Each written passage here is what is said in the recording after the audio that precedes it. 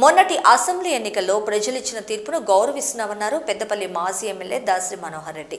పదవి లేనంత మాత్రాన ప్రజలకు దూరంగా ఉండనని, నిత్యం ప్రజలతో మమేకమై ఉంటూ ప్రజా సమస్యల పరిష్కారానికి కృషి చేస్తారంటూ పునరుద్ఘాటించారు. ఆయన పెద్దపల్లి జిల్లా రాఘవపూర్లో బీఆర్ఎస్ ముఖ్య నాయకుల సమావేశాన్ని నిర్వహించారు. ఈ సమావేశానికి ముఖ్య అతిథిగా హాజరైన దాసరి రాబోయే పార్లమెంట్ ఎన్నికల వేళ తీసుకోవాల్సిన చర్యలపై దిశానిర్దేశం చేశారు. ఈ సందర్భంగా దాసరి మాట్లాడుతూ ప్రజలు ఆశీర్వదించలేదని ఫీల్ కావాల్సిన అవసరం ఎంత మాత్రం లేదని, పదవిలో లేనప్పటికీ ప్రజల మధ్యలోనే ఉండి ప్రజలకు మేలు చేసేందుకు ప్రతి కార్యకర్త కృషి చేయాలని పిలుపునిచ్చారు. కాంగ్రెస్ పార్టీ 6 గ్యారంటీ పథకాలు అమలు చేసే వరకు అలుపెరగని పోరాటాలకు సిద్ధం కావాలని పిలుపునిచ్చారు. 6 గ్యారంటీ పథకాలు అమలయ్యే వరకు కాంగ్రెస్ నాయకులను అడుగడుగునా నిలదీయాలని పిలుపునిచ్చారు. బీఆర్ఎస్ ప్రజల పార్టీ అని, మళ్లీ బీఆర్ఎస్ పార్టీ తప్పకుండా అధికారంలోకి వస్తుందని ధీమాను వ్యక్తం చేశారు.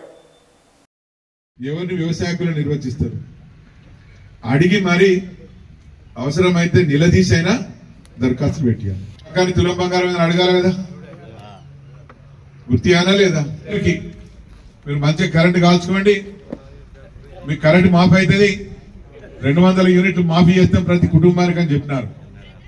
ఇప్పుడు మీరు అందరు చెప్పాల్సిన పని ఏంటంటే 200 యూనిట్లు మాఫీ అయితే కరెంటు బిల్లు కట్టకండి అని చెప్పాలి.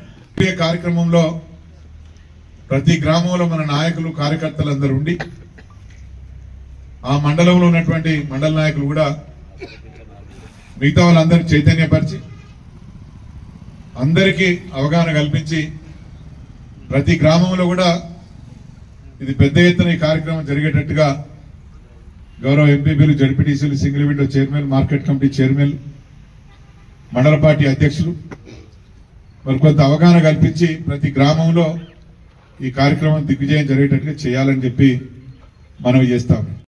వాళ్ళ దగ్గరుండి ఇవన్నీ ఆ గ్రామంలో ఎక్కడికక్కడ ఒక్కో గ్రామంలో 3-4 సెంటర్లు పెడతారు. అక్కడటువంటి వార్డు సభ్యులు కావచ్చు, అక్కడ ముఖ్య నాయకులు కావచ్చు, పార్టీ ప్రతినిధులు కావచ్చు, ఎవరైనా వాళ్ళ చుట్టుపక్కల ప్రజలు తీసుకెళ్లి మరి ఈ విషయాల మీద వాళ్ళకు అవగాహన కల్పించి దరఖాస్తులు పెట్టాల్సిన అవసరం గుర్తుపెట్టుకోండి.